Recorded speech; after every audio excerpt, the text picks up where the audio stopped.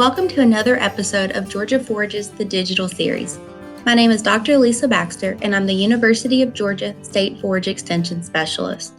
Today we're going to talk about summer hayfield management. There are several things that we need to think about before it's time to start cutting hay, because hay season starts long before the first bale of hay is ever rolled. We need to have a plan for our hayfields that includes an anticipated harvest schedule, fertilization plan, and strategies for scouting and controlling weeds and insects, because all of these factors ultimately will affect our forage quality. However, sometimes a more practical question could be, are my tractors and hay equipment ready to go? It seems simple, but those few hours that we spend repairing equipment and refilling tractors could be the difference of having our hay put under a barn and having hay in windrows getting rained on because we couldn't get it baled fast enough. Now, this presentation is certainly not all-inclusive, but our goal is to address some of those most common problems that I see arising during hay season. The first is don't cut too short. Many of our most common hayfield problems can be prevented by just raising that cutting height. Our warm season perennials like Bermuda grass and Bahia grass can be cut lower than a cool season like fescue because of their more prostrate growth habit. Alfalfa needs more residual forage than clovers because it has fewer leaves at the base of the plant. The harvest heights of our annual forages are listed here in the table, but remember, these are also highly dependent on the stage of growth. The reason harvest height is so important is because what we do above ground affects what happens below ground. The roots are what the forage relies on for regrowth, and quick regrowth helps prevent invasion of undesirable weed species and makes the grass more tolerant to insect damage. A good root system is also going to protect our stand during drought because the plant can access water reserves deeper in the soil profile.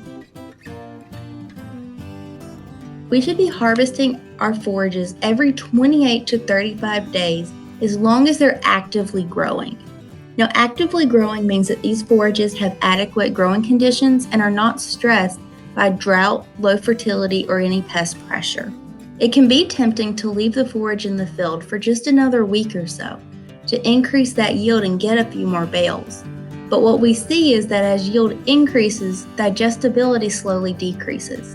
And while this figure shows a general trend, all forages will follow a similar pattern. Our goal is to optimize yield and quality by harvesting at that 28 to 35 day mark. If we harvest too early, we will have higher quality forage but fewer bales, and could jeopardize future regrowth if the forage has not yet replenished those root reserves. On the other side, if we harvest too late, yes, we have more bales of hay that we produce, but it may not have sufficient quality after storage to meet the needs of the herd or flock. So you may be thinking then, well, what about rain? The impact of rain damage depends on two factors. First, we have to consider the volume of rain. Generally, we should go ahead and cut if we're only expecting a light half-inch of rain or so, because we stand to lose more quality by delaying that harvest until the next day than what we would lose by that half-inch of rain. But we also have to consider the timing of that rain.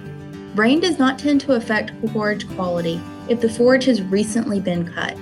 However, if the hay was nearly ready for raking or baling, then we start seeing that decrease in forage quality. Number 3 on our list here is to make good bales. Good bales in this section refers more to the physical shape of the bale instead of its quality. We want our bales to be dense and uniform because they're easier to handle and store. Bale density and uniformity can be affected by several different factors, but two of the biggest are the tractor ground speed and the PTO speed or revolutions. We need to slow down our ground speed and increase that number of revolutions from the PTO to increase the density of the bale. Fourth is to fertilize strategically. This includes splitting nitrogen applications across the season to help prevent nutrient losses. We need to apply potash at least twice per season to not only improve the density of the stand, but to also help with winter hardiness. And finally, we need to apply lime to increase the pH because that directly affects the nutrient availability and the plant uptake. We need to test our hayfields annually because we're removing significantly more nutrients each year from our hayfields than from our pastures because we don't have that recycling of nutrients from the grazing animals. Finally, we need to scout early and often. Each weed and insect has an optimum time for control, and proper ID is critical so that we can develop the best integrated weed management plan possible. After we identify the pests that we're trying to control, we can look at select control options, but we also need to review the growing conditions and the management practices on our farm to see what we can do to promote competition of the pasture grasses. If you would like more information on hay production and forage management, please visit our website at www.georgiaforages.com.